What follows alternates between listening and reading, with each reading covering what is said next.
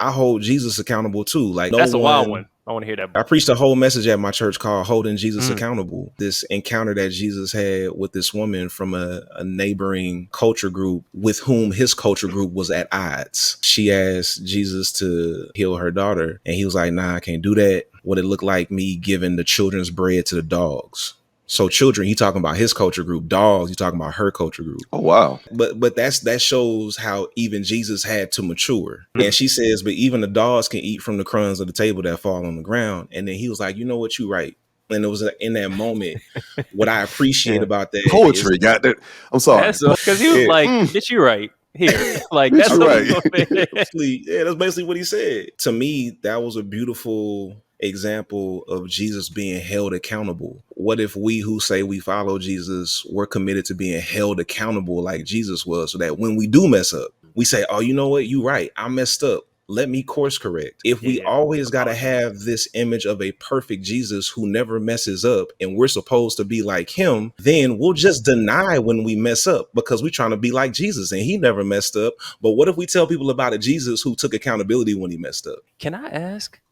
I'm just curious, it's a red flag. I want to make sure you understood me. And zip it out. Zippity did that. Keeping it real, my home slice. But yeah, speaking of porn, it is always fascinating because it's like a weird secret that everybody has together. You know what I mean? It's like, yeah, we all doing it, but it's not. So what are you looking at? What are you? Because, everybody kind of pretends like they don't, but it's like the number one sites is this and that. And it's like, we all doing it. Somebody's keeping this industry afloat. So. Absolutely. Yo, I ain't gonna lie to you, man. Like, cause I think at one point, shit. And I mean, at one point, probably for a while, like undiagnosed. I might have been like, I had like a bit of a porn addiction.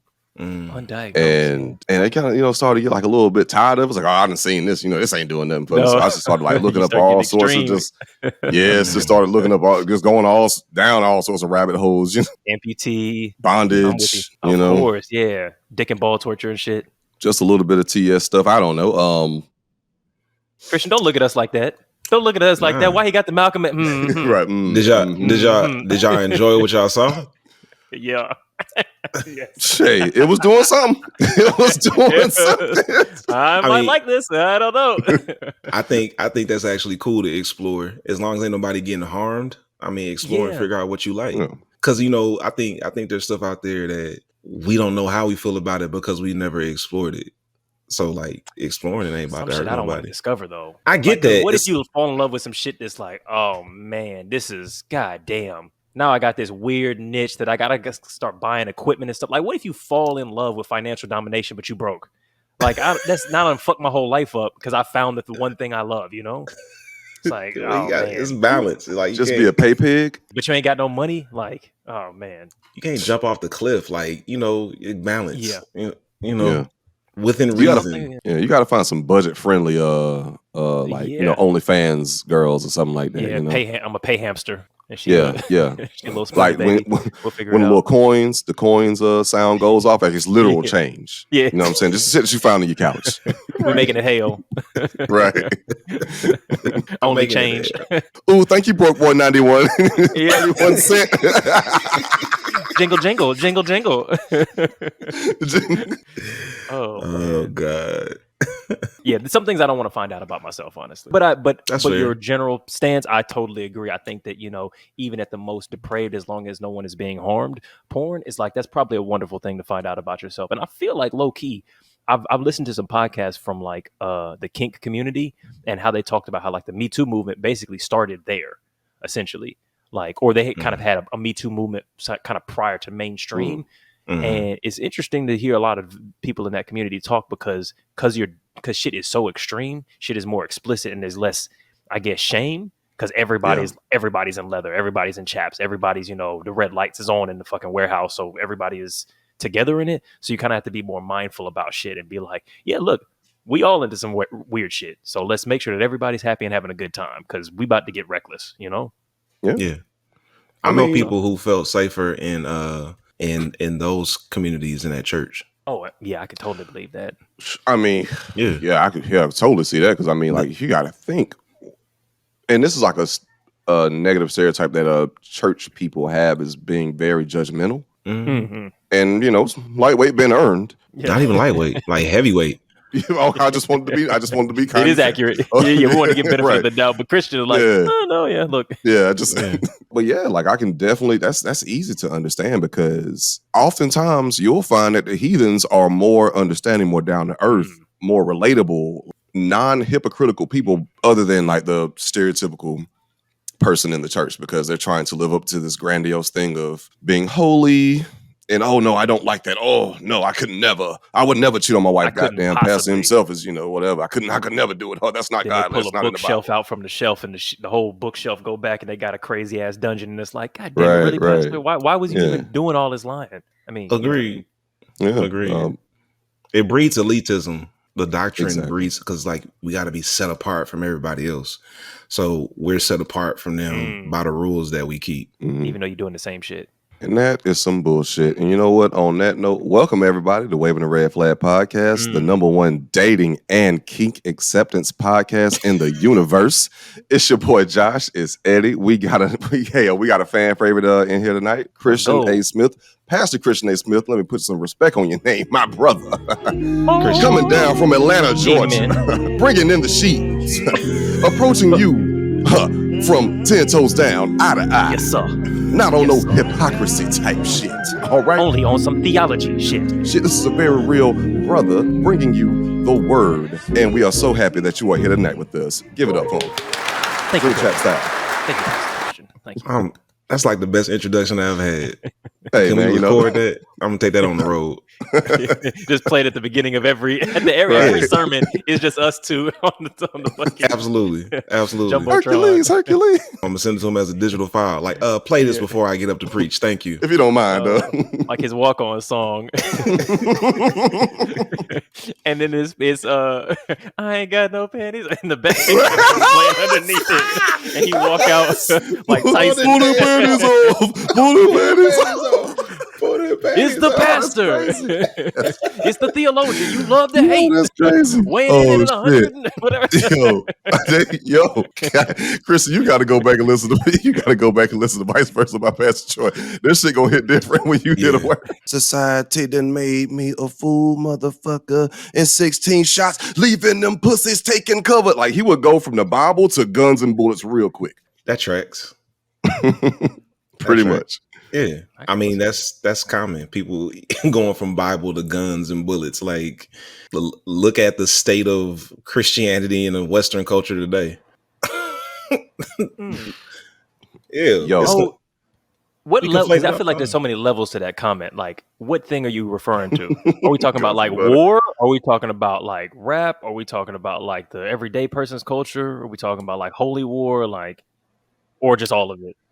So all of those count, right? All of those are relevant to this conversation. I was thinking more so about like these white evangelical Christians who think that their Christianity is somehow tied to their right to bear arms and own guns and have an arsenal. Facts. Right. But everything that you mentioned tracks, like all of it, because we tie our faith to violence so frequently. Even like so many like of the historical lessons or just like stories from the Bible steeped in violence. Very much so. Oh yeah, some gory Pulp Fiction type shit. Like, what the fuck? Holy hell! Like it's a lot of death. It was righteous though. Like you had God on your, you had God on your side. Like he was. It's not murder if God tell you to do it. That's what people who participate in the holy jihad say too. Exactly.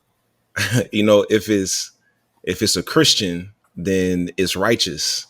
But if it's a Arab Muslim, then it's terrorism. But it's the same thing. Right. It's all bad. Yeah. Yeah. You terrorizing people, you killing people in the name of your God. That's the saddest shit to me though, because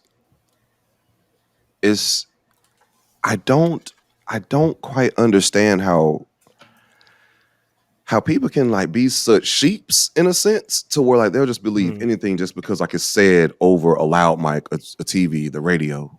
And just like for that instance, like we are going across these like murdering people for something that's totally unjust totally unethical, unmoral, but we putting it in the name of God, and this is why we are just in this. And a lot of people, without a second thought, be like, God damn it, you're right. You know what I'm saying? With no second thought to it whatsoever. I think it's easy though. Like I think humans are built for violence, similar to like our I guess you would say like species cousins, chimpanzees and that kind of shit. I feel like we're built for that. And then religion is this like tuning fork, or not even just religion, but just any kind of organized thought is this like tuning fork for human distrust of each other. We have this, it's like a double-edged sword of empathy. Like we love our folks, but the way that works is that it can very easily turn into a hatred for everybody that we consider not our folks. And then that can be along the lines of race or nationality or religion. That's that tuning fork. And then you go, oh, black people, and you don't know any black people, but you just know that something, on the other side of the tracks, they're up to no good. Or the Mexicans, or the Afghanis, or the whoever, or the Republicans, or the Democrat, or whoever, Yeah. And it's like, I get it, because I feel like I'll admit myself, I have that impulse to be like to have a distrust for a group of people that I haven't been around or don't know, and realize after meeting some people like, oh wait, like you're not as bad as what I was told you are. I've actually never had a conversation or like watched you around your family or like seen your full, whatever. But it's like, oh no, they evil. Like I said, I had a clean little hotep phase when I was when I was in my teens. So like, I think humans are also conditioned for community, and like not even so much conditioned. We're created for a community, totally, and we crave community. So we'll do anything for religion does that for us. Yeah, like religion, cults, it provides us community, which is something that we crave as a basic human need. So community is a beautiful thing, but it can also be weaponized and turned into something very harmful. So like religion is one of the ways to leverage community to create chaos. I mean, because you get everybody in a space. Yeah, it's a cult. You get everybody believing the same thing, thinking we different from everybody else. Everybody else isn't like us. We set apart. This is the right way, the only way. Exactly. And everything and then we feel like we're a part of something bigger than us. We feel like we have purpose, and we are, finally connected to something that like brings us closer to the divine. And you can play up on people's emotions and insecurities in so many different ways. People be hurting. People be want something to latch on to. And if you get somebody in a leadership position who is a predator, they see that and they play up on it and they manipulate people emotionally and mentally. So, and I know this because of the work that I do, but then I also watch a lot of documentaries about cults. Like my wife is fascinated with cults. So I would always watch documentaries with her, but now I'll be watching them on my own because the psychological manipulation that happens in cult settings is diabolical. And I really believe that most of the world's like major religions are like lightweight cults. Yeah. Or you enact those. I mean, fuck, if you enact those techniques and your net impact is like murder or death, is like, what other word can you use to describe that? Or hell, even just financial servitude. Like, yeah, it could be anything. Fucking people's lives up, like adding suffering to the world. Being a pastor, how do you reconcile with that? Like, because like, of course you are a pastor for the Christian faith. However, you also recognize the, the hypocrisies and the faults with the religion itself. How do you yourself reconcile with that while preaching to your congregation? Yeah, there's so many different expressions of every faith tradition, including Christianity. I identify more with the Black church than I do what we know as Christianity. And that's not to say that the Black church is been harmless or doesn't have any flaws. Like you can go look at my content and I give the Black church the business, right? Yeah. I also have found a lot of value in the Black church. I believe the Black church has an incredible heritage, has an incredible legacy, and has a lot of blind spots and a lot of areas where it needs to make amends for how it has harmed certain communities within the Black community. So when I think about my personal experience and what I am trying to put out in the world, I'm not even really married to the term Christian. Like, I'm not trying to save Christianity, because the way Christianity was presented to us, it wasn't meant to save us. It was meant to make us subservient. It was meant to pacify us. Man. And then the Hotep in me, but yes. Yeah, that's exactly how it was presented to us. And then some of us, it's a slaver's religion in its introduction to us, at least. Right, exactly. And it was presented that way, not because that's the core of the faith tradition, but that's the aspect of the faith tradition that was imposed onto us. Because when you go to the Bible, you can make a justification for anything. You can make just as strong a justification for bondage as you can for liberation. So our enslavers used what they could to impose bondage. And then some of us found liberation within those same sacred texts. And we leverage that. We leverage that to liberate ourselves. You seen that Birth of a Nation movie? Yeah. That shit's so goddamn good. That's one of my favorite movies. But yeah. Absolutely. The 2020s one, not the first one. The original. Yeah. That's one of my favorite movies. Yeah, okay. Double check. All white everything? I don't know. I'm just saying. We tracking. Yeah, okay. So I for me, it's just like, I espouse what I believe. And some people say it's Christian. Some people say it's blasphemy. Some people say you should just start a new religion. I am sharing what I believe based on my lived experience and my encounter with the story of Jesus, but not the story of Jesus that is framed for us in popular culture. I'm talking about an actual encounter with the historical Jesus in the text and reading what we have of what he said. There's a lot of value in that.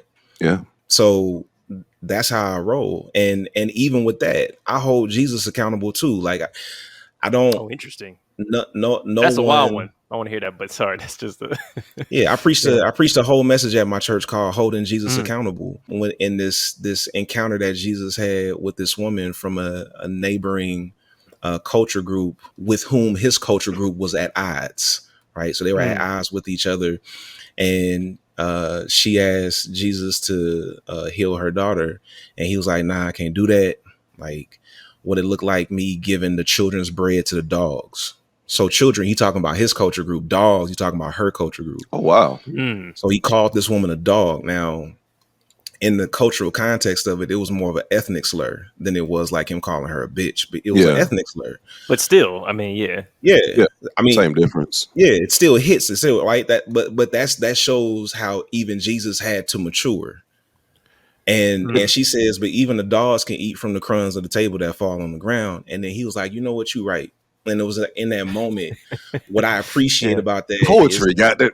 I'm sorry, poetry. That's also a wild response. I would be like, God damn, because he was like, "Get you right here." Like that's right.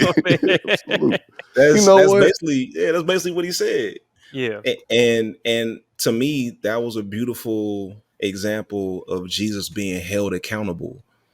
Like, and what if we who say we follow Jesus were committed to being held accountable like Jesus was, so that when we do mess up, right, we say, oh, you know what, you right, I messed up, let me course correct. But if we always got to have this image of a perfect Jesus who never messes up, and we're supposed to be like him, then we'll just deny when we mess up, because we're trying to be like Jesus and he never messed up. But what if we tell people about a Jesus who took accountability when he messed up? Can I ask? I'm just curious. It seems like you're because I feel like when people talk about gods or divine entities, which in my understanding Jesus is one of, they talk about kind of omniscience, omnipotence, and perfection. So are we I guess, are you suggesting, or do you believe that gods, or more specifically God, is not necessarily perfect or has the capacity for imperfection? Or so when I talk about Jesus, I'm not talking about God. So those will be two different conversations. Yeah. So I totally understand where you're coming from, because a lot of Christians do conflate the two, because in a lot of Christians' minds, Jesus is God, God is Jesus, so on and so forth. I think that's the thing that's always, I never fully quite. But that shit kills me though. Like that shit kills me, because people like will talk about Jesus, like, because Jesus was a person, like was an actual person. But they'll talk about Jesus and praise and pray to and worship Jesus in place of God, like in place of like the universe, the Most High, whatever you want to call it, like source energy. Like, man, I swear I had somebody explain this shit like it was three niggas that's one nigga. That's the way the Holy Trinity is what the Holy Trinity. Niggas, that's one nigga. Yeah, I mean, yeah, he didn't say it exactly how I said it, but that was him explaining the Holy Trinity. I was like, I don't quite know what that is. It's like one entity with three physical manifestations. So, and I was like, okay, I can kind of understand that. Like it's a singular source energy that's expressing itself in the form of a human, in the form of a creator, in the form of, I don't quite know what the Holy Spirit is, but that kind of thing. But is that not quite right? Or I mean, I guess it depends on who you're asking, but yeah. The doctrine of the Trinity is a very significant doctrine in the Christian tradition, but not everybody holds to the doctrine of the Trinity in Christianity. Okay. Like, so, but what happens is, a lot of people, like fundamentalist Christians, believe that whatever they believe is the standard for all belief in the faith. And anybody who does not believe this way is blasphemous, heretical, and doesn't know God. So they tend to think there is no other viable option than the way we see this thing. And so it's like they completely deny the reality that there are people who see the faith differently. There are a lot of people who claim Christianity who don't believe that Jesus is God. Okay. But we're presented with it as, oh, that's a critical core belief. And if you don't believe that, you can't call yourself a Christian. It's like, if y'all want to take ownership of the term that much, you can go ahead. I'm not concerned with the term Christian personally. That's not something I'm trying to salvage, because the people that I'm called to are not concerned with the term Christian. And that's not to say that like I don't also connect with people who are heavy in the church. But if your reaction to any criticism of Christianity is not all Christians, then you're not in my target market. Yeah, you're kind of missing the point too. Yeah, you're missing the whole point. You're missing the whole point. But I feel like I got away from your question. Well, okay, so I'm curious because I want to just make sure I understand. So I'm just paraphrasing yours. So is your stance like your primary goal in your ministry and in your practice is to create like a positive space, virtually, physically, whatever, for what you identify as the Black church in like a legacy of Jesus's teachings, more so than salvaging Christianity? Is that correct, or am I missing any bits? Yes, I definitely consider myself, I consider myself a follower of the way of Jesus. So when people ask me, what does that mean? Because again, that means a lot of things to a lot of different people. So I drill down a little bit. When Jesus was asked, what's the greatest commandment in all the law? Like, what's the thing we should hang everything on? Yeah. Jesus said, love God, love your neighbor, love yourself. He said, love God with your heart, soul, mind, and your strength. And then the second part is like it, love your neighbor as yourself. And he said, everything hinges on these two. So I have put that to the test. I have put to the test, what would it look like to create a community of faith that is centered on us learning how to love our neighbors as ourselves, which means we got to learn how to love ourselves. We got to learn what if we as the Black church practice this? Yes. Yes. Right. What if we learned radical self-acceptance and giving ourselves grace? And starting from a place of understanding that we're worthy instead of the exact opposite that we hear in church. We're constantly told in church that we're unworthy. I'm not worthy. You didn't have to do it. You shouldn't have done it. You should have let me die, but you saved me. You pulled me up from the depths. I'm a filthy rag. I'm this, I'm that. I don't want that kind of faith anymore. Yeah. I am worthy. The hell? Fuck you mean? I'm worthy. Yeah. You know what I'm saying? So like, how much that. How much healthier could we be if we felt like we were worthy of good things? I'm not trying to say we perfect, but we're worthy. You're born we don't worthy. have to be perfect to be worthy. Yeah. Like, Yeah. Of any of blood. Yeah, community, any of that. But our theology tells us that we're not worthy. So I want to change lesser that. than a perfect God. Is that the kind of the idea? Yeah, and we trying to aspire to perfection, which is not possible. That's one thing I don't like about, I guess, like even like the Kevin Samuels messaging, right? Like when they talking about like when it goes back to dating, and then when he said that if you're a woman that's over 30, you got kids and blah blah blah, like you're damaged and used goods, like he automatically took away the worthiness of all these people. Yeah. And just like just the rhetoric is like you're saying to someone that they are not worthy of love. Like just because you might not want them, like just because that might not be your cup of tea, like where you're going with your life, and that shit goes both ways too, does not mean that they're not worthy of love, affection, to be taken care of, to be held at night, to be told, I love you, you're good enough. Yeah, man. You so goddamn right with that shit. Yeah. Like the way we just act like some people, like, or the way those groups act like people are not people. Like, Right. this person slept with XYZ many people, or they this, that, and it's like they don't deserve to be. What'd you say? They don't deserve to be held at night. Like, what a wild fucking thing to even suggest. Which sounds crazy when you put it directly like how you just put it. That's I think you had a topic on here that was related to this. What we talking about? It was either dating across faith or is Christianity the main reason for our monogamous culture? Was that the one you were thinking of? I was thinking of what should men be asking women. Oh, yes, that's a good one. That is a good one. Because I thought that's what you were segueing into. That's why I got you here, my nigga. Let's go. Let's run it. We got you, baby. Yeah. I was like, I seen the build up to it. Yeah. Because Josh wrote down this topic. He was like, what should men be asking women instead of what do you bring to the table? Like if we're trying to build a community of people getting together, viewing one another, like loving each other as self, how do we get away from that the toxic dating culture, but also still like allowing people to hold others accountable or look for what they want to look for? Like, what should a guy be going like, okay, look, I respect everyone.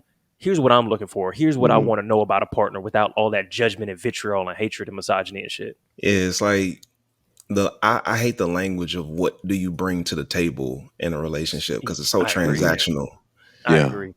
And I think if you start off what is supposed to be a meaningful relationship in such a transactional way, I think it's off to a bad start. And I also have an issue with the framing of the question because you're asking the person, what are you going to do for me? What you really need to consider is what do you want out of a relationship? Yes. I like that. Yeah. Let's take them to church real quick, Pastor. Not what do you bring to the table, but hey, do you have greens? By the way, is that available? Right? Like, so you know, if I'm the dude in this situation talking to a chick about being in a relationship, I need to ask myself the question for myself, right? What do I desire from a relationship? And when I'm coming to her, I'm asking her, what do you desire from a relationship?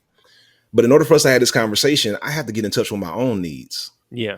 And a lot of guys don't do that. A lot of people don't do that, but guys especially, because we're so detached from our emotions more frequently because of how we're conditioned and socialized. Also, low key, some of the shit that niggas be wanting is like, if you say it out loud, it becomes very clear quite quickly that it's some wild shit. Yeah, exactly. You have to hide it behind some other shit. Exactly. And that's exactly. What do you bring to the table and da-da-da? But if you go, oh, okay, sorry, look, fuck the table. Would you like to order something from the menu? Just tell me what you want. Well, I'm looking for I seen somebody on Twitter say niggas these days is looking for submissive providers. And I was like, seriously, that's hilarious. I seen somebody say like niggas don't want wives, they want slaves. Yeah. That as well. So it's like if you really go down the list of like, well, I'm looking for somebody who don't think too much, don't talk too much, cook, clean, fuck, don't know nobody, don't really have no hobbies, and is constantly thankful for my minimum wage paycheck. So you mean you kind of want and the bare minimum that I provide. Yeah, and the bare minimum that I provide. And also don't want nothing from me emotionally at all ever. It's like, okay, well, hold on. Did you just say all that out loud? That's all a lot of guys have seen. Okay, I mean, what do you mean by that? When you think about where we are culturally, I was born in 84. All right. So when I was born, a woman could not get a business loan unless a man co-signed on it. Damn, in 84 still? In 84, a woman could not get a business loan unless a man co-signed it, a male relative. So that would include either Rick like James a father years. or a spouse or a male child. Right. Her own son, for instance. 5 years old. So this is the world. Nice to meet you, mister. Motherfucker reaching over the table like, glad to talk to somebody with some sense. Is this woman yours? Just rattling the goddamn. Yeah, exactly. The baby pulled his titty out like, yep, sure is. All right, well, you're signed for the papers. Exactly. They so press his little foot onto the thing like it's a stamp. He just Cambodian breast milk. Good. Yeah. Real talk. So when you consider that women had to put up with a whole bunch of shit from men to secure their livelihood, for them to meet their basic needs, they needed generally a relationship with a man if they were going to fit within this system, because the system was not set up. Coerced. Yeah, the whole relationship. So like our parents, grandparents, great grandparents, those women put up with a whole lot of shit that women today don't have to put up with, because women don't need us for social access anymore. So we've lost that leverage, but we still walking around like we got it. Yeah. Absolutely. So we approaching 21st century dating with a 20th century paradigm. Like the shit don't match up. Yeah. So we got to rethink what we want out of relationships. And I mean, so I'm primarily talking. I think we deserve to ask for more. Yeah, I'm primarily talking to men, but I see it from women too. I see women who saying like, I don't want no broke man, blah blah blah. But like, is it realistic in this culture to expect every man to be able to pay your bills? Not at all. Not at all. And I think that it's the whole thing is very dehumanizing, because men and women are both looking for like this like antiquated Mad Men caricature of one another that doesn't exist and isn't emotionally full. Like if you're looking for like a financier, you're not really looking for a partner. And if you're looking for a slave, you're obviously not really looking for a partner. And if we both sit down and go like, what do we like? Because man, sometimes like I hear these arguments and I'm like, man, this is so transactional and mean and cruel. And I'm like, man, when you really in love with somebody and you really wake up next to your favorite person and y'all make breakfast and you go, oh, let's do this and maybe let's start a business, and like, what do you love about the world? And like, let's garden it. Like when you really in that flow, it's like, this is what life is about. Like, this is such magic. If we could just sit down and go, that's what I'm looking for. I want somebody I can laugh with. I want somebody that I can, go on adventures with, that I can learn from and teach to. I want somebody who sees me and is seen by me. Fuck all that other shit. But I don't think we're having, I don't think men or women are really having that conversation. It's happening, but not as often as it should. Because you have, luckily, if you have somebody, a man or a woman or non-binary, who's gone to therapy, has gone through some shit in therapy, got a good therapist that can coach and teach them through life or whatever, give them new skill sets, then you'll be lucky enough to come across someone who has really good communication skills. And fortunately enough, I was talking to somebody who has those really good communication skills too. Hey, well, it's rare, but I will say that women are more often better with their communication than men on are average, on average per capita, whatever. Per capita, yeah. Yes. Like Alvin was here, you know what I mean? Yeah. But in this conversation with this person, where it all began from was, okay, well, since the question, what do you bring to the table, has such an extremely negative connotation, right? If you're not just some misogynistic, stereotypical piece of shit, what a person is actually asking for is, hey, in my mind, in the best heart of hearts, is okay, well, I know here's what I can do. I know this is what I'm going to be, what I can provide. And if someone asks me, hey, as a man, or just as the masculine, what can I provide? I can answer it without batting an eye per se. But if you ask the verse, okay, well, what do you bring to the table? It's a very negative connotation. So instead of that, what are the actual questions that you should ask? And a couple that she came up with was actually, for one, what's something you enjoyed doing in your last relationship? What's something that you could have done better? What did you learn about yourself through dating? Why do you want to be in a relationship / date me? And just by asking those questions, you can actually get to a deeper root of where that person is, who that person is, and how y'all can work together in a relationship and actually have some really incredible nuanced conversations with one another. Yeah, get to know each other. That shit. Yeah. Yeah. So simple. Just get to know each other. Because you can't really get that in one question. It's not a job interview. It's when you talking to somebody and you going on dates, you go oh, she's funny.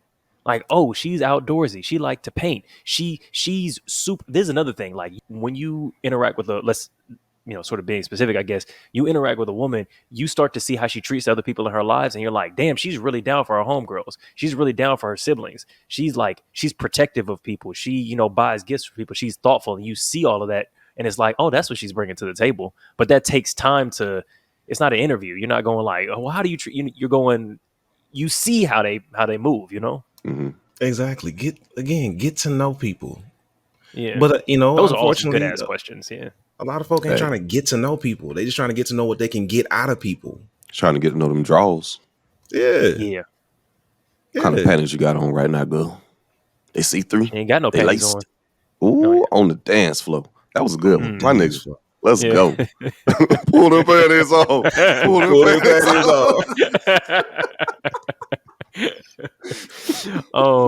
Do you want to do the Christianity monogamy one? I don't want to spend too much time on it, but I would like to hear Kristian's thought on it. But I'll give you what I got in brief. I'm not a historian or I'm not a history scholar or anything, but I know just enough to be dangerous. So, spicy black man with a book. Right, nothing more dangerous. Yeah, you bringing me back, baby. You bringing me back to a different type of me. Oh shit! Hotel Eddy, activate. Consciousness over coochie, politics over punani. So what you consider about Christianity's connection to monogamy, that's because of Christianity's connection to Roman culture. Like monogamy was heavy in Roman culture. And some say it was what they felt like separated them from the cultures around them, that they were monogamous culture. So I thought it was all, Yeah, I mean, they were still sexually wild. But when it came to they were all, intimidating somebody. Yeah, it was a lot of booty play, a lot of, but I also didn't want to mix that up with the fact there was a lot of pedophile shit. Is what I've understood it to be. Yeah. So consider what you just said and put it in the context of the USA today. Walk me. Catholics, Catholic Church. Oh yeah. Okay. So we're spoken monogamy, but we're in a monogamous society, but it's all that same shit happening in our culture today too. True. Right. But they don't write it down. Okay, yeah. You see what I'm saying? Because I feel like we hear the stories about them being like, yeah, this is my wife and this is my boy. Like, I feel like they were more explicit about it, but maybe I don't know the history right. I don't know. I don't know the details of the history like that. Right. I know that monogamy was like their standard. But one man, one wife. Yeah. So when Christianity gets in bed with the Roman Empire and it adopts a lot of the norms of the empire. So, monogamy was one of those things. And it's really interesting how Christianity tries to claim monogamy as God's way while also claiming the Bible as its sacred text, when most of the characters that we celebrate in the Bible were either polygamist or single. Yeah. But whatever. So when I talk about healthy relationships, I tell people, it's better to be in a healthy polyamorous relationship than a toxic monogamous relationship. Right. Well, true. Yeah. It's better to be single and healthy than married and miserable. Right. So who gives a fuck? As long as you happy, healthy, do what works. Y'all got some. Could it take a village to actually just have a healthy relationship? Who knows? That's true. Takes a village to raise this dick. Right. Takes a village to get that coochie wet. There we go. Here we go. Shout out to Janelle Monáe. I love that. Yeah, shit. Sometimes a nigga need a helping hand. Let's all team up together on the clit together. We can. I do think child rearing within the polyamorous perspective, on paper at least, to me seems like a good idea. But I also think I don't know. I think I've become much more warmed over time to the ideas of monogamy and things like that. Not as a sacred standard, but as a heuristic. A thing that by and large kind of works and helps manage resources and helps manage emotions and shit like that. I don't know if that's true, but when I think about a polyamorous household of you've got 4 or 5 different people all together, all, you know, sharing responsibilities and like that on paper sounds really like some nice hippy dippy shit to raise kids in. But I wonder whether or not that bears true in reality. I don't know. I would say, yeah. Okay. Yeah, I know. Like there are polyamorous families within my church community, and their outcomes you feel like often are on average better. Yeah, and what that's not better. Family. Like, so it's not lifting one over the other. It's about understanding that they're viable options, right? What works for you and the people with whom you're engaged. So I don't lift polyamory over monogamy or vice versa. I see both of them as viable options that people can explore and determine what works for them in their lifestyle. So the polyamorous people that I know, they got a whole system. Like they're much more organized. Yeah, like they military. Sure, yeah, and I'm talking about like even just with like if they all cohabitate, like what does it look like to care for our home, like sleeping arrangements, all of that stuff. They cleaning and all that. I can imagine it being It's a different set of challenges, but from what I have heard, they're manageable. Right, man. But it's not any more so unmanageable than monogamy, though. I think it's just a different set of rules and different set of challenges that might come along with it. Because I know for me personally, I'm not quite sure I could do it. And that's just because I'm so picky and finicky with the people that I have in my space. And it's hard enough just to find one person that I want in my space, like genuinely want in my space. Can you imagine having to find multiple motherfuckers, both men, women, non-binary people who are cool, can work together? But that's just me. But I could definitely see how it could work if y'all are able to come together, like y'all all have this understanding. I could see like a bunch of benefits to that. Yeah. When somebody's sick, most of us, when you're sick, you gotta hire a babysitter to just work through it or whatever. But you go, hey, look, you know, Tina's sick, so the other, 4 parents that are in this household will figure out, they'll make sure that everybody's cared for, that everything gets done. She can rest, That's And then there are people who are in polyamorous relationships where it's not a sexual relationship. It's just love based. Like we love each other and we want to be together in companionship with each other. That I fuck with. Thank you for making that call out, because we was gonna get comments about that. Polyamory isn't all sexual. Like, thank you for making that comment. Well, you not polyamorous if y'all not fucking. Y'all might be in you might be in a communal household, but I feel like if it's polyamory, y'all are in romantic love. Like, that's my understanding of what that term means, which doesn't necessarily mean 100% that you're fucking, because you know what I'm saying. But you wouldn't be. Yeah, it's polyamory. It means love.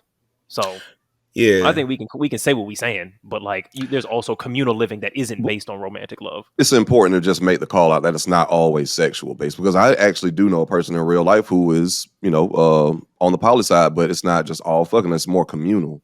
Like they just really like to have these people. We, without having to say it, we get that, but just in terms of like speaking it for the audience, we're making it seem like an orgy. Yeah. Okay, got you.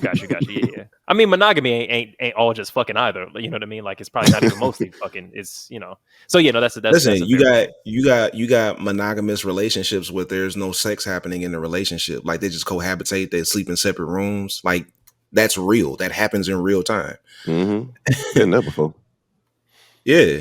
So and it's still a monogamous relationship. They're still committed to each other, just not sexually engaged with each other. Yeah, like but I that's think generally a bad one, isn't it? Like that's kind of not great, unless look, if y'all really chose that and it works for y'all, but most times that's a unintentional. Like that's not what the folks want, right? Most times I would agree with you. I think what I'm talking about here is more so that we leave room for everybody to figure out what works for them. Because what works for me may not work for the next person and vice versa. If we allow people to figure out what works for them, like I could say that probably wouldn't work for me, but it works really well for you. So go right ahead and do it. Like, so it's like, even when it comes to relationships, there's so many different ways to be in romantic relationship with people, but we've come up in a society that told us one man, one woman. And we're constantly working to unlearn that. So it goes beyond just like sexual orientation as far as like, are you attracted to the same gender or not? But who you want to spend life with, how you want to spend life with them. Yeah, like which is a journey of discovery too, for sure. Exactly. So, it takes introspection though, and we don't do well with introspection. We don't do well. Everybody should try a little bit of both, and then go, okay, I don't think this polyamory shit is for me, but they've tried it. Most people don't even get to try it. Man, niggas be trying that shit unofficially. Oh yeah, they try that shit unofficially. Goddamn, like 100%. He know it, but the rest of them don't. Y'all all in a relationship together, but y'all don't know it. Y'all polyamorous, but in secret, y'all secretly polyamorous. And what if we just talk about it? But what if we went back to that question of like, what do you bring to the table? But instead of asking that question, we talked about what we desire, what we're interested in. What if we could be honest? What if we could be honest and say, I'm open to polyamorous relationships. What about you? You never know what the other person might be interested in if you don't bring it up. Yeah. And I mean, it's not that crazy of a question. I've had real life conversations with women regarding it. And it's just knowing how to ask the question and just, just fitting it into a conversation, just having a conversation like, well, what do you think about X, Y, and Z? And then you can have a real conversation. But then, you also got people who just don't like to share. So, hey, not everything ain't for everybody. But, you can definitely have that civilized conversation or shit. You never know. Plenty of women are out here that's more willing and open to shit than like guys give them credit for, but just because they got their head up their own ass. Correct. Thinking one way about one thing. But yeah. Oh, okay. So y'all want to get into some foolishness real quick? Foolishness. Please. All right. This is okay. So we're going to do like an am I the asshole, but then we're also going to do like the reverse of it when it comes to just like the binary gender thing of this conversation. So this is a Reddit topic. Am I the asshole for wanting to leave my wife now that I've got my shit together? Now that I'm a changed man. So, all right. So here it is. Me, 27 male, and my wife, 25 female, have been together for 7 years, married for 3. She is absolutely the best thing that happened to me. And if not for her, I would have been dead right now. I'm a recovered alcoholic. I come from a broken home. And when she met me, I was an absolute loser. She was always there for me. She supported me, helped me through addiction, and helped me become the man I am today. She made a lot of sacrifices for me, including postponing school to support us and work, and moved to my country to be with me. But I wasn't always good to her. In fact, I was terrible the first 3 years. I was never physically or verbally abusive, but I didn't treat her right. In the next 2 years, I was getting better, but I was still being dishonest about a lot of things, and I ended up hurting her. The last 2 years have been good. I finally dropped all the bad lying habits, changed my mindset, started feeling better about myself, and got a good high-paying job and a house. Our relationship has never been better as well. That just reminded me of that McDonald's commercial. Calvin's got a job. This nigga making fries. Yep, I'm part of the management team now, mama. However, we've been talking about having kids, and I started reconsidering everything. How am I going to be able to look at my kids knowing how I've treated their mother for the last 5 years of our relationship? The past few months I've been struggling with coming to terms with how I treated her. I feel like every time I look at her, it's a reminder of the worst period of my life. I've never had eyes for any other woman, but recently I've gotten a crush on someone whose name I don't even know. We work in different departments. You try to make it romantic. Yeah, right. Just setting the ambiance. The ambience and shit. Yeah, right. I don't just even know her sexy name. Now. Yeah, she sits across from me, and every day at 102, she right. It's about to be a Zane novel in this bitch. Crazy ass name. Yeah. We work in different departments, and we barely interact with each other. But she looks a lot like my wife. I find myself thinking about asking her out on a date and getting into a relationship with her. I reflected on it and think it's because I just want something new. Someone who didn't know me when I was at the lowest point of my life, aka such a piece of shit. He didn't say that part. I don't know what to do. I love my wife more than anything, but I'm really struggling with it. Now that we're in a good place, I just can't seem to come to terms with what I've done. Should I just leave her? Should I bring it up to her? Or should I keep it to myself and just hope it goes away? I know what everybody finna say, so I'll wait. It's a pretty open and shut case, Dano. Yeah, I disagree, but go ahead. Yeah, no, because you go because it's obvious what I think most of us are thinking, including I think the thing is like a lot of it goes back to what we talked about with DDG and that kind of thing. It's like this person is asking a question. Yeah. And I think that when you go, look, I'm feeling this really toxic set of feelings. I'm having this set of thoughts. It's like, I don't think that you can condemn a person for thoughts. Like, it ain't nobody listening to this podcast. There's nobody on this podcast who hasn't had some deeply immoral thoughts about how they want to move in a relationship. People have those thoughts. It's what you do. And he's asking a question. I felt like cheating. Everybody who's not cheated has felt like cheating. Let's be serious. And so him asking that question, what should I do? I think we can answer. You got to eat that shit, homeboy. Like, you owe this woman something.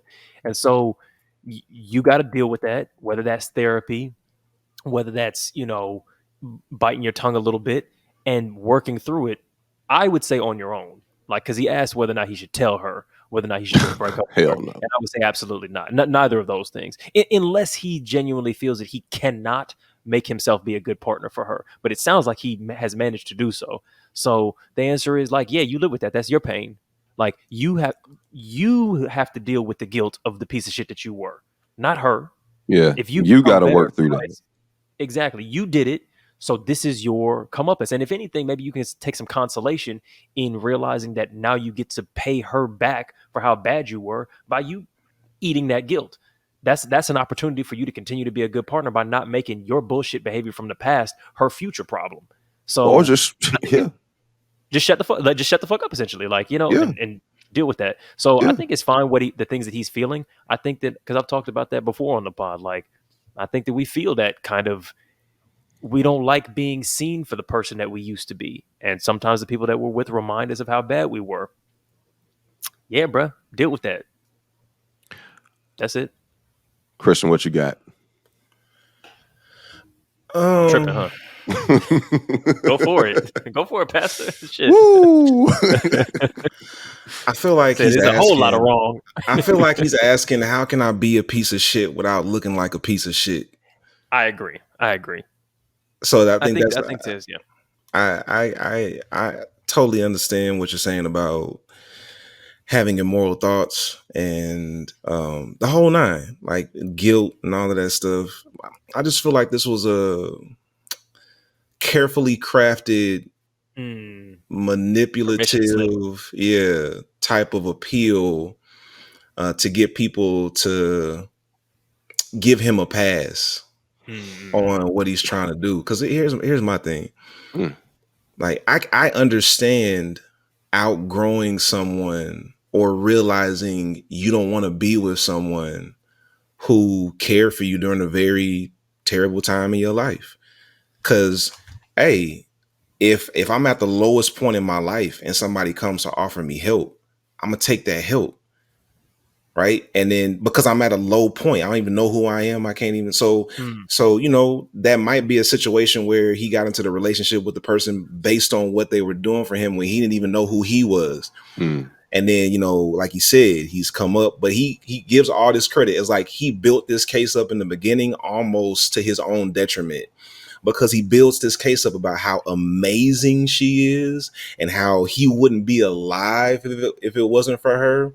And now that he got some shit, he's trying to figure out, how can I leave her without looking like a piece of shit without any reciprocity? Because my thing is, I'm not saying you got to stay in a relationship where you're not fulfilled. I'm not saying you got to stay in a relationship with somebody you don't feel connected to. I still want to know, where's the reciprocity in this conversation? If she saved your life, now that you got this job with all this money, why didn't you add in there how you going to take care of her even after you move on? Because of what she's done for you and what she's meant to you and how you can never fully repay her for that. No, you're just trying to figure out how to get the hell out of there and leave her high and dry. So I don't believe him. You don't think he's asking this question in earnest? I don't think so. Okay. All right. Well, okay. So I do believe him. Okay. I think I'm not sure, but yeah. Yeah, but I believe him, but not in the sense of giving him credit or leeway into what he wants to do. I believe him in the fact that he did lay out what his wife did for him, what she has meant to him, how she pulled him up from such like a negative, dark space. And he's wrestling with this internal struggle because even though his financial situation has improved, his life circumstances has improved, he's still that very same loser that his wife found all those years ago. And he's wrestling with that shit. Mm-hmm. Like, how the fuck can you... The very fact that he said this, that every time I look at my wife, I'm reminded of basically the piece of shit that I've been for years, the way that I've treated this woman, the way that I haven't been honest to this woman, like, hey, I haven't cheated, but it's face worse than death. You know what I'm saying? Like, cheating ain't always the end all be all, but no, just the fact that it's like, okay, I can't look at you, so you the problem. Like, when really, no, nigga, it's you. You're still the problem. You're still this loser on the inside, and you still haven't gotten around to dealing with that and coming to terms with yourself and loving yourself and accepting yourself for what you've done, and then actually making the commitment to your wife to do better for her, like Kristian said, now that you are in an actual better space to actually provide and give your wife reciprocity for the shit that she's done to you. It's like, how on earth are you looking at her like she's the problem when it's still you, my nigga? Like, you basically still that loser. Like, you still don't love yourself enough to even love your partner rightfully. I mean, but is he even looking at her? Because I know how you about to segue this into that other clip, and I'm like, how do you? Oh, maybe if he said, "Hey, look, I've become a bigger and better person because of her, and because of that, I feel like I've outgrown her, and I want another partner, or I want somebody else that I feel like matches my energy, and she's no longer does, and I feel guilty for that." Maybe it'd be different. But this seems like the thing that he doesn't like about her specifically is that she reflects his previous inadequacy, and that seems like a different thing than outgrowing your partner. It's like it's not that that's way different. That's totally different. Yeah, is that you've seen me for everything that I have been, and I don't like that. I want a partner who sees me as only who I am now. Currently, now don't know my past. Yeah, and that's some bull. Yeah. My whole where's the reciprocity? Yeah. That's my whole question. Where is the reciprocity? I think he owes her. Absolutely. That's why I said stay with her. Like, if you can be a good partner, then just eat that. What I'm saying, if you can be a good partner, in this mindset, it doesn't sound like he can be a good partner. Yeah. Like, he's already out the door. Alimony. Yeah, now he's already out the door, right? You think so? Because he said things like, their relationship is better than it's ever been, and I love my like that. That makes me think that she doesn't know about any, like, she's not feeling. There's no tension. She's blissfully unaware, and he wants to make his guilt her problem now. And obviously, he could be lying, he could be bullshitting, as we said. The whole post reads manipulatively. But if I'm taking his word of what the situation is, it seems like she's finally happy in the relationship, and he's like, I don't like this. Is essentially what's going on. Mm-hmm. If we believe his words. That's all we got to go on. Yeah, I don't either. But for the sake of the argument, I'm like, I don't believe it. That doesn't track for me. It doesn't track for me logically or emotionally. This whole thing of like, I was in a bad place and you saved me, but now I can't stand the sight of you because you remind me of who I were before you saved me. That shit is that doesn't make any damn sense, bro. Dead ass though. I get it. Check this out though. You want to know something funny? I read like the premise of this Reddit story to a woman, and she instantly knew the outcome. Let me guess, like he don't want to be with her because she reminds him of how ain't shit he was. Gotta kill him. You know what I'm saying? But like that. But apparently, it's a bit more common amongst niggas than we think. At least like that subconscious train of thought and that subconscious action. Yeah. It's a little more common than we actually might believe or think. And it's still stupid. Yeah. Yeah. Hey. Yeah. It's your problem to deal with. I agree. But also, no, let me not even put it on anybody but men. I was about to be toxic. But no, I agree, which is why don't make it anybody else's problem. But I think that a person can, I think we're underestimating how much a person can fake it. Like, it is an unhealthy feeling and view on your relationship that you need to deal with. But a person could fake through that and still be a, to all viewers, including their partner, a good partner while still feeling like that inadequacy. Now, maybe Kristian, you're making the point that eventually he 100% is going, like, he's not going to be able to hold it, and eventually it's going to bleed into mistreating her. Yeah. I don't think you can be the best for anybody in anything if you faking it the whole time. It's you make bound it to crumble. Say what? after you fake. Sometimes you make it after you fake it, though, right? You can absolutely Yeah. like. So this whole Reddit post, I think it requires more conversation to dig a little bit deeper because this post leaves us with more questions. Right. Yeah. So what does faking it look like? What does it look like? Like what are you going to be sacrificing if you fake it to stay in this relationship? So there are just a number of questions that come up, but I mean, just for starters, I don't really believe this dude. So like you guys would probably be better to have a conversation with him because I'm be looking at him like, shut up. But pastor, I have sinned. Shut up! I want to hear that. I don't give a fuck. Get the fuck out my house. Go see a therapist. Yeah, like if somebody came to me, don't do that here. If somebody came to me as a pastor with a story like that, I'd be like, this is not my area of expertise. I think you should see a therapist. Would you send them to your partner? Do you think that she'd be the appropriate kind, or do you think she'd probably be like, yeah, I can't she could do it. But of course, yeah. It would depend. I probably wouldn't refer that one to her because I'm not trying to make this your problem. Yeah.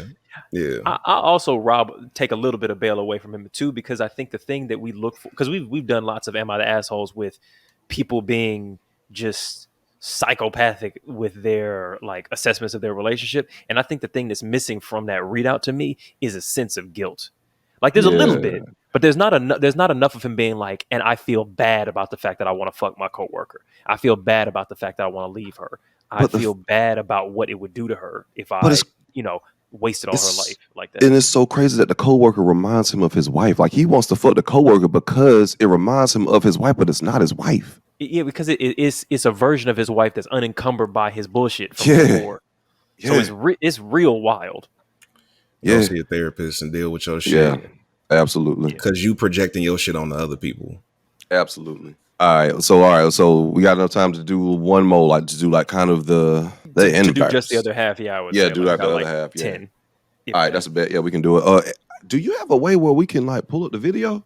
Yeah, you can share your screen and Last year I turned 40, and these are things that I would not do again in my 20s and 30s. I would not get married. I met my husband when I was 24, and we got married when I was 29. At the time, I thought that this was like the ideal situation. I'm at the perfect age to get married. But what I realized was in the 4 years that we were married, I grew so much as a person. I graduated from business school, started my own business. I just became such a different person that I didn't feel like he was the best fit for me anymore. And I don't think I could have realized that at 29 when I said yes. If I could do it again, I would have allowed myself to have so much more growth in my life before I made a decision on a life partner. And it's really nothing against that partner specifically, but it was more about the direction that I wanted my life to take. My interests by 35 were unrecognizable to my younger self. And I don't think it would have been fair for me to take him on this journey if I didn't think that he was the right partner for the version of me that was to come.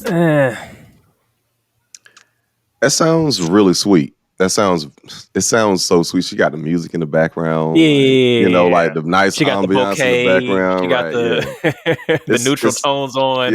Like women do anything so much better than we do. Because if a nigga was doing that shit, it'd just be him. Got that, dog shit. I got my shit together. We up. But this bitch right here ain't it no more. She got to go. Right.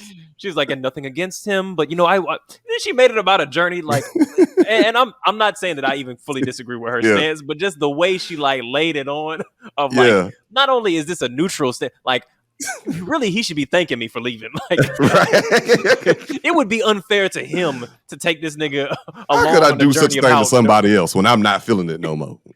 Yeah, and I'm like, because I know we're gonna say that this is different because it's not, but I always wonder in these conversations, could you have built the life that you did of growth without the relationship that you had with this person? Now, obviously, in the first Am I the Asshole, he made it very clear that his capacity to grow was a direct result of the relationship that he shared with this woman. But I wonder to what extent that is also true for the woman in that second video, because she didn't really mention anything about it. Like, yeah, sure, she outgrew him, and that's fine. And I think that, there should be some space for you to kind of leave a person, even if you kind of owe them something. But I just wondered, did he, you know, when she was going to school, did he help? What role did he play in all that growth that she did? And I mean, we'll never know because like she just said she went to school, she graduated business, like, I mean, so, and she didn't talk bad about him. Played no role. Yeah. I work with a lot of people who are evolving theologically. And well, you know, when you evolve theologically, your worldview changes. So yeah, your money might not change, but like just the way you see the world changes. So you like you grow in a certain direction.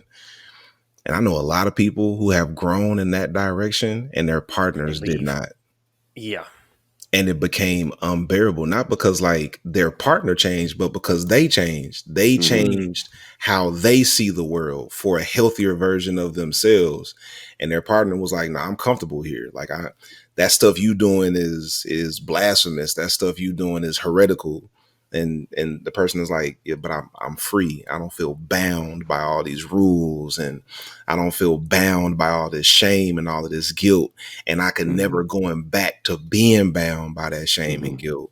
So if you're in a relationship with somebody who is committed to that shame and guilt, like you literally outgrow the relationship and have to move on. And I've seen this play out a number of times, and it's very unfortunate when it happens. But it's like if we're rooting our love for other people and how we love ourselves, then I can't give up my own peace to stay with somebody who is not on the journey with me. Yeah. Yeah. Like if we're on a journey, we should be journeying together. And like that can happen theologically. It can happen emotionally. I've seen relationships where one person outgrew the other emotionally because one person was doing their work. They were being introspective, all of that stuff, but the partner wasn't. When we talk in the church, we talk about being unequally yoked. Like emotionally, that's one of those things for real. Like if you're with somebody and you guys aren't emotionally aligned, that's heavy. That's very difficult to navigate. Oftentimes that's the beginning of the downfall of the relationship. Like when y'all stop communicating, when y'all stop just like letting shit go, like too much shit go without actually like talking about it. It could be like something simple, and then like you feel one way, they feel another way, and you just going based off of assumption. And the next thing you know, you ain't fucking, you ain't making love no more. Goddamn, you shit, she ain't making your dinner. She ain't making that goddamn stir fry like she used to back on Saturday nights. You know what I'm talking about? All that good shit. He ain't spit shining that pussy like he used to. Just fizzled. Another thing, you know, again, going back to how women are now, you know, have more access socially to like capital. It's still not even, but have more access. So like there are also women who are coming up in our generation who are discovering in their mid 20s, late 20s, 30s, that there's a whole world open up to them that they didn't know about. And they're exploring these options. And it's not just, you know, this could happen either way, right? Because I've outgrown relationships when I'm talking about in this particular context. Sure. Because she talked about going to college and starting her business. I'm not sure if that was something that she always dreamed of doing, but I've also seen a number of people who got to their mid 20s and was like, oh, the thing I thought I wanted to do, I don't really want to do that. The person I thought I was gonna be, that's not really who I am. That's a real thing that I see all the time. We don't know what the hell we are in our mid 20s. Think about your mid 20s. Did y'all look back at your mid 20s and tell me if you are the person today you thought you would be in your mid 20s? Man, I'm not. Yeah, look, constantly throughout life, you're constantly rediscovering who you are. So I agree with that. But then it's okay. But this is the thing with, you know, when people talk about marriage and shit, it's like you change and evolve with your, because you could. I'm not the same person I was last year. Like you can use that to kind of end every relationship. I'm bored of you now, that kind of thing, because you're constantly changing. But the idea, my thinking is that if you're doing a life partnership, is that some amount of change is supposed to be a part of it. It's not like, oh, if I change, we're done. We're no longer compatible. We're meant to change together in some way. And the thing that I think I'm struggling with, because I kind of agree, but at the same time, it seems like there's a real value judgment. that would like, because when we say outgrow, that's immediately hierarchical, right? I've grown past you. I've grown beyond you. I'm better than you. And that seems to be kind of the subtext in some of this conversation. Like the things that you were talking about, for instance, are, I think you could say relatively clearly that this person has grown to be better than the other person, because being more emotionally in tune with yourself, being more like introspective, those are good things. Being less of those is not as good of a thing. And I think that's okay to say. But I think when we talk about like you've gotten education, you've gotten wealthy, you've started a business, I don't know that it necessarily feels right to look down on, and I'm not saying that we are, but I'm saying that the language implies this, to look down on this person who didn't do those things. Because that to me sounds really like, yeah, as soon as I get on, I'm going to leave you for somebody hotter. Like, yeah, I've grown and I've gotten my degree and I've gotten money. And now that I think about it, I'm pretty sure I could get a more interesting, more wealthy, more well-traveled partner than you. So I'm going to go do that. And I think in that case, that's problematic. Yeah. Okay. I Well, think yeah, if speak on that. I think if that's the motive, that's problematic. If it's just like, oh, I got more money now, so I'm about to level up, like whatever. You know what I'm saying? Because that's what it sounds like she was saying. Yeah. And if that's what she's saying, then I do see that as being problematic. And again, you know, we had these conversations and it's always nuanced. The way I internalized it, because I've seen stuff like this before, sure, is the way she framed going to college, starting her business, right? She didn't start her. When did she start her business? It was after she was in a relationship and after she graduated college. Right. That's how she. Yeah. So I've seen situations where, like, going back to who I thought I was going to be, that's not who I want to be. I've seen situations where, you know, a woman was raised to be a caretaker, a homemaker, somebody who's going to be kept. And then they realize, oh, that's not who I am. I actually want to go do something in the world different from what's expected of me here. But when we got together, those are the terms of our engagement. I'm going to do these things. I'm going to have these kids. I'm going to take care of this house. But then when their desires change or their outlook change, if their partner doesn't change with them, think about how much friction that causes. Because then their partner is like, no, you still need to do all of this stuff for me at the house. And I'm not saying this is what happened. We're just talking about scenarios here, right? Yeah, because I feel like we adding a whole bunch of extra stuff on homeboy. Yeah. He just didn't start a business. That's all he did. He just didn't go to school, didn't start a business, you know. Yeah. Right. I mean, there are any number of things that could play into that. Because she just talks about growth. Growth can mean so many different things. It's so vague. It feels to me like a vaguely therapy speak, because it's like, I agree with all. If the other person, if you're saying, I'm not saying I agree, I'm not saying I'm better than you. I'm saying that you are requiring me to be a person that I no longer am in order to stay in this relationship. So I'm not breaking up with you. You're breaking up with me because you don't want who I am now. That's a totally different thing than I'm bored of you now. Yes, I agree. So, and from what she said, that did not sound like the exact case. But after watching that video, especially like just now after we've had this conversation, I am leaning more to giving her grace. This is actually like she probably did just like outgrow the relationship or like the person that she was with. It's especially just coming off the heels of goddamn the buddy we just talked about. Oh yeah. You know like I'm very unsure. Like all of what I'm saying is ambivalence. I'm not like I'm just saying I'm 50. Like I don't know. I give it was like 60-40, but.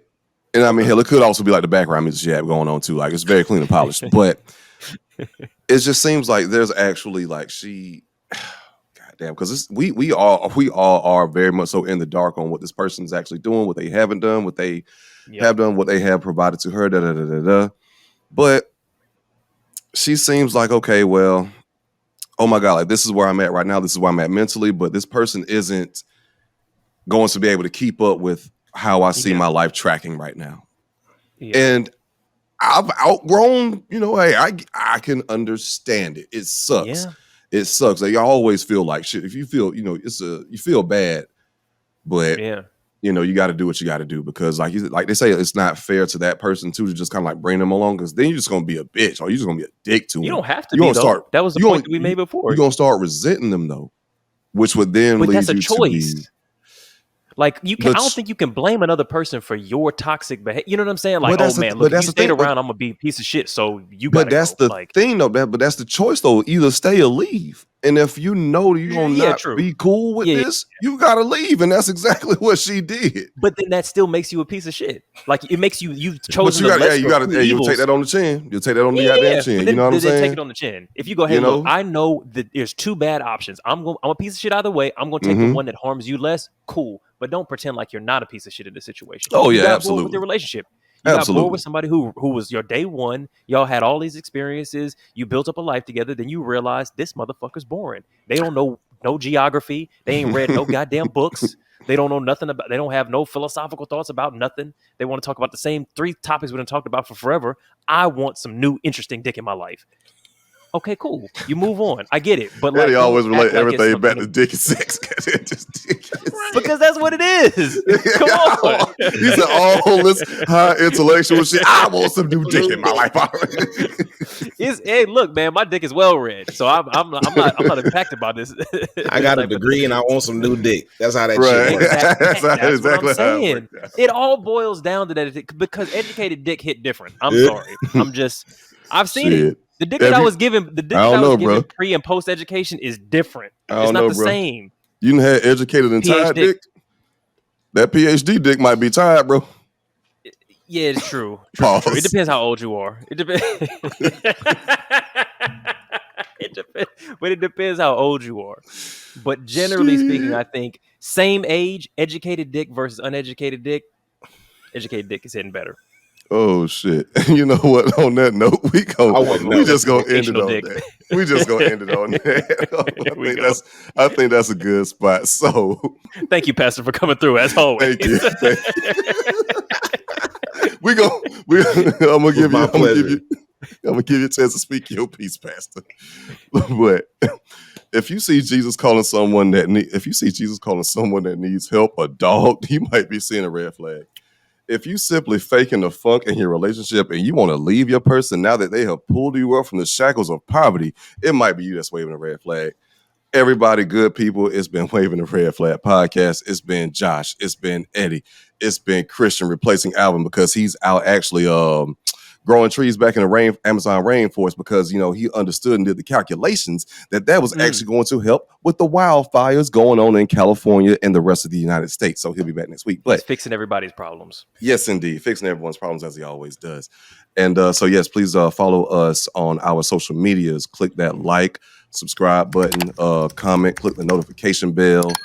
Follow us on our Patreon. So subscribe to the Patreon to get exclusive content, access to the Discord, and all that phenomenal shiznit. Oh yeah, and make sure that you do have the notifications turned on because you never know when we could just go live and y'all could just chop it up with us on the humbug. So Kristian, please give them your handles. Where can they find you at? I know Holy Smokes Ministry, but yes, please let us know. Yeah, absolutely. So you can find me on TikTok, Instagram, and Threads. I'm gonna start doing Threads. So okay, are we doing Threads? Is Threads happening? What's going on? Are we doing? Well, I can't get on Spill yet. It's only for Apple. I'm an Android user, so they won't let me on Spill. My nigga, Android unite. Okay, I'm gonna do Threads. I'm on sabbatical right now, so I'm not posting anything till August. So by the time this comes out, it might be August. So I'll probably be active. But yeah, the Kristian A. Smith. So it's Kristian, my middle initial A, and then Smith, the Kristian A. Smith on TikTok, Instagram, and Threads. And then, like Josh said, you can catch the Holy Smokes Cigars and Spirituality podcast if you go to holysmokesmovement.com and check us out there. Yes, indeed. Yes, indeed. Won't he do it? Yes, he will.